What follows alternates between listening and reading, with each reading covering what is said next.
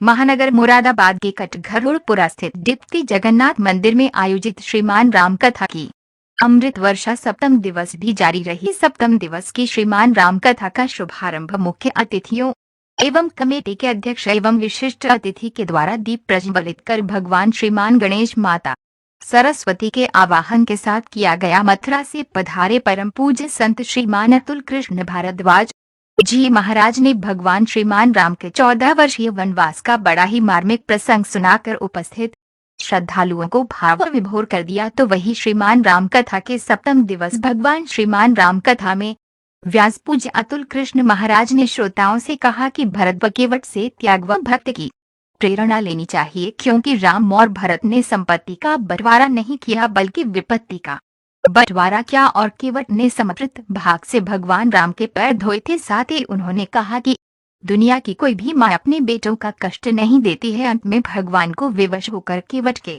चरण धूल बने पड़े। भगवान के चरण पकड़ने का अवसर केवट को प्राप्त हुआ, जिससे उसके साथ साथ समस्त पीढ़ी तर गई। आप सभी सच्चे मन से भगवान की भक्ति करेंगे तो भगवान के दर्शन प्राप्त होंगे और आप भी तर जाएंगे। श्रीमान भारद्वाज राम भरत मिलन प्रसंग सुनते हुए कहा कि प्रभु राम भरत को रघुवंश का हंस कहा। हम सभी को अपनी योग्यता बढ़ानी चाहिए। देश के पूर्व राष्ट्रपति अब्दुल कलाम ने गीत का सारा अध्ययन करने के बाद अपनी योग्यता का विस्तार कर अपना पूरा जीवन राष्ट्र की उन्नति हेतु लगा दिया। स्वामी विवेकानंद जी ने अमेरिका में वेदांत का प्रचार आध्यात्म की दिशा में भारत का विश्व का सिरमौर बनाया। जो सच्चा ज्ञानी होता है वही समाज में ज्ञान का प्रकाश फैलाता है। उन्होंने कहा कि कनिष्ठ भी अपने गुणों से श्रेष्ठ हो सकता है, क्योंकि श्रेष्ठता सदैव गुणों पर ही निर्भर करता है। विषम परिस्थितियों में कष्टों को झेलने को देखने का प्रयास करना चाहिए। श्रेष्ठता प्राप्त करने का यही प्रथम स्वप्न है। भारत से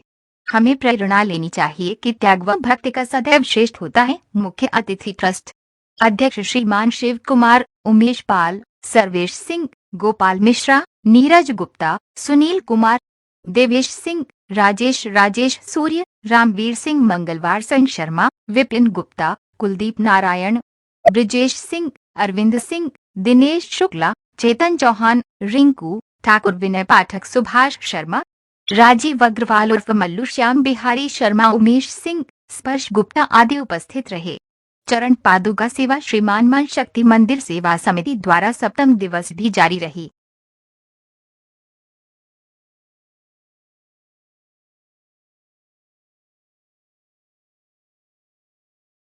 ऐसा सोचते थे उनके मित्र, उनको कहते थे कर दो, बोले नहीं मैंने उठा के रख रखा है जो करता है। अरे वाह, दीवार में रख रखा था, दीवार में चिपका दिया था। तो लड़कों को भी बता दिया था ये ऐसा जो रखा है दीवार में ये मुझे दान करता है। एक दिन लगवा मार गया, पैरालिसिस हो गया, बोला भी ना जाए, हिला भी ना जाए, बस ऐसे ऐसे हाथ करें, बस ऐसे। तो सब लोग देखने आए, उनके मित्र भी आए। मित्रों ने कहा भैया समय का कोई पता नहीं, कब तुम्हें भगवान उठा ले, अब तो जो सत्कर्म करना है, जो सोचा था संकल्प, अब तो दान कर दो। तो दीवार की ओर हाथ रहे, क्योंकि जीप तो चल नहीं थी, ऐसे चल रहे। मित्रों ने लड़कों से पूछा ये दीवार की ओर इशारा क्या कर रहे हैं?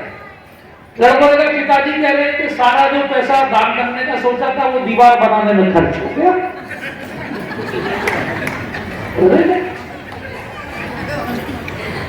नहीं कर पाए, ऐसे मर गए। नहीं करना चाहिए, हमेशा इस प्रसंग से सीख ले लीजिए। अच्छा निर्णय मन में आए, तालिए मत,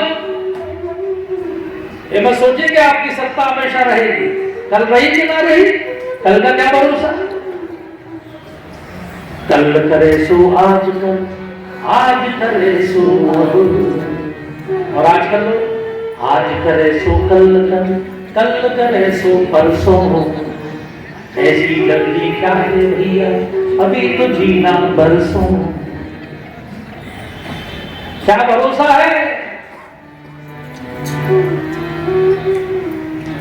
कोरोना आ गया, लोग क्या से क्या सोच रहे थे, क्या से क्या हो गया, क्या भरोसा। क्या भरोसा है जिंदगी का, साथ देती नहीं किसी का। एक आंख फूट गई, उसी समय कानी हो गई। आटे की सौत भी जब काना कर सकती है तो सचमुच की क्या करेगी। और ऐसे मत मांगना सिल्क की साड़ी बैठी है शेरनी की तरह। मन में राजा के कितने कितने विचार आ रहे होंगे, मैंने क्यों टाला, मैंने क्यों टाला, मैंने क्यों इसकी बात मानी, मैंने कसम क्यों खाई राम की, ऐसा भी विचार आ रहा है।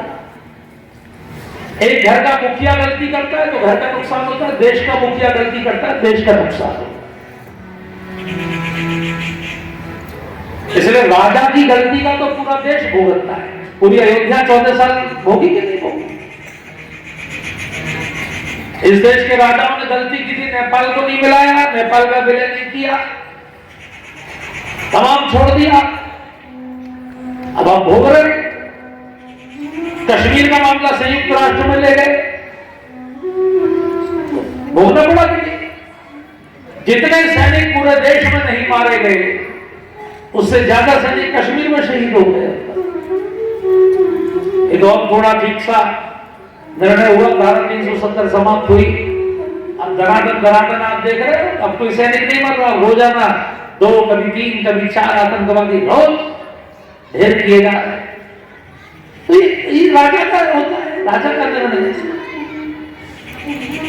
हमारे देश का एक बहुत बड़ा महान राजा था जिसने 16 बार मोहम्मद गौरी को क्षमा कर दिया।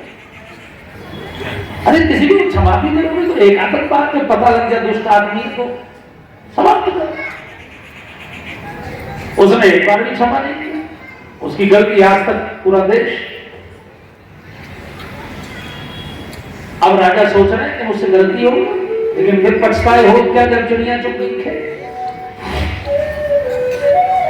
समुद्र में आगे देखा, तुरंत राम जी को जगा के लाए। राम जी ने अपने पिताजी की हालत देखी, मां से पूछा मां क्या हो गया।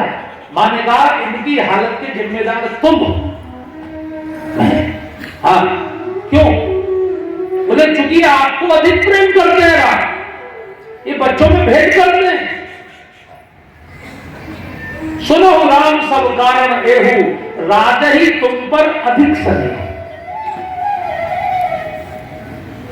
इसलिए मैंने इनसे वचन मांगा और साफ साफ कह दिया, कहते हैं कोई शर्म नहीं, बिल्कुल कठोर वाणी में राम को कह दिया तुम्हारा वनवास मांगा है, भरत का तिलक मांगा है। आप सोचो इस समय आप जितने लोग कथा देख रहे हो, सुन रहे हो, जो लोग यूट्यूब पर भी देख रहे होंगे वो सब, आप सोचिए आपके जीवन में ऐसा क्षण आ जाए कि अभी आप हीरो बनने वाले हो, अभी आपको जीरो होने की घोषणा की जाए, अभी आप राजा होने वाले हो, अभी आपके वनवास की घोषणा हो जाए, आपका चेहरा कैसा हो जाए। लेकिन भगवान राम के चेहरे का ध्यान करिए, वो मुस्कुरा रहे हैं।